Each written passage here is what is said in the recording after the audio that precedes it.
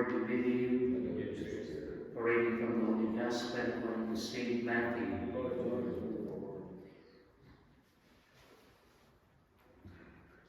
On the Sabbath, Jesus went to the grain fields. His disciples were hungry, and they began to pluck heads of grain and to eat.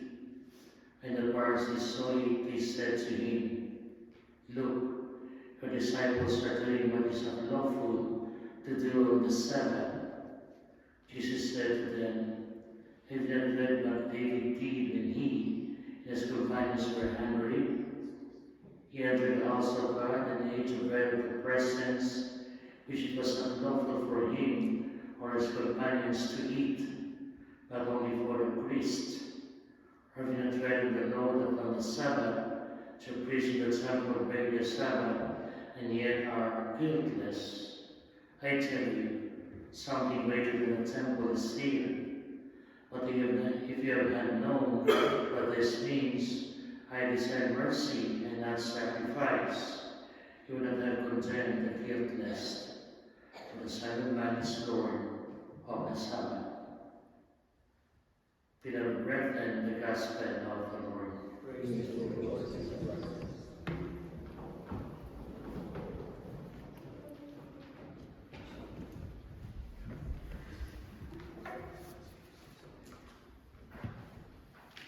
Good morning, my friends. After the Mass, we go directly with Father. We will go to St. Paul because we will going to celebrate Mass with Bishop Gary and Poor Clare's Monastery. Our life is full of rules, laws, and regulations, right? We have code of conduct, we have regulations, we have directives to observe.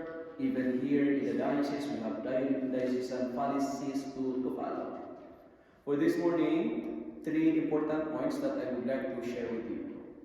The Gospel is telling us that number 1, it speaks about Sabbath. We are reminded this morning that laws were made for our good. There are policies, there are codes of conduct, there are directives, there are regulations, and all of these are for our good. There are laws to protect us and to keep us safe. Like for example, if you drive in the highway, there is a speed limit. That's the law. There is a speed limit to protect us from accidents, to make us safe. And there are laws to defend us from abuse and to protect us from exploitations. We need to listen and we need to observe the law. And that's very clear in our first reading for today. Aaron, when those who listened to Aaron and Moses were spared to death. The angel of death spared those who obey the instructions of God.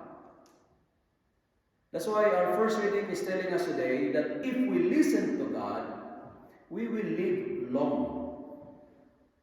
If we obey the rules, we will be blessed. And my dear friends, my dear parishioners, remember that rules are not made to suppress people, but to save people. There are laws not to exploit people, but laws are opportunity to do good. Because laws were made for our good. And second point that I would like to share with you today is this. Let us avoid the Pharisaic way of observing laws. We have to avoid the Pharisaic tendency of observing rules and regulations. Why? Because the Pharisees, they are law-abiders, but the problem is they are hard on people. They are law-abiders, but at the same time, they are charity breakers. And I firmly believe that people are more important than laws.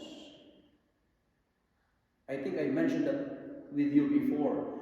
People are more important regulations. Because the good of the people is the highest law. The good of the people is the highest law. Now, if we are following the rules, if we are following the law, we do this, we do that, but making others hungry, what like the Pharisees did in our gospel, if we are following the rules and regulations, but we make others suffer, what kind of obedience is that? That's why Jesus said, I desire mercy, not sacrifices. If we are offering our sacrifices, but at the same time, we are not merciful to others, our sacrifice is not pleasing to the Lord. Because our belief does not make us a better person, our behavior does. I say it again, our beliefs does not make us a better person, our behavior does. And finally, we are reminded this morning that our religion, our faith, is not all about rituals. Our religion is not all about regulations and laws. It's not all about worship and sacrifices, but it is all about mercy and compassion. And mercy is not a feeling of pity. It's not a feeling of sympathy for others. Rather, mercy moves us to action in order to change the situation of suppression to freedom, to change the situation of suppression to wellness. And what's the Sabbath is trying to tell us today? You know, Sabbath is a day of rest. In our term, for us priests, we call this one our day off. For some others, maybe your holidays.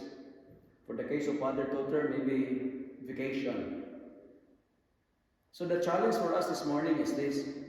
Let us make our day of Sabbath, let us make our day of our rest day as an occasion to do charity for our neighbors.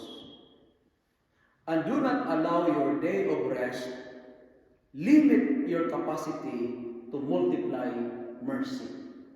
Not because it is Sabbath, you are not allowed to do for the good of people. No. Do not allow your rest day, your holidays, your day of rest, your day off, limit your capacity to multiply mercy. Because mercy is the essence of Sabbath. I desire mercy, not sacrifice, says the Lord.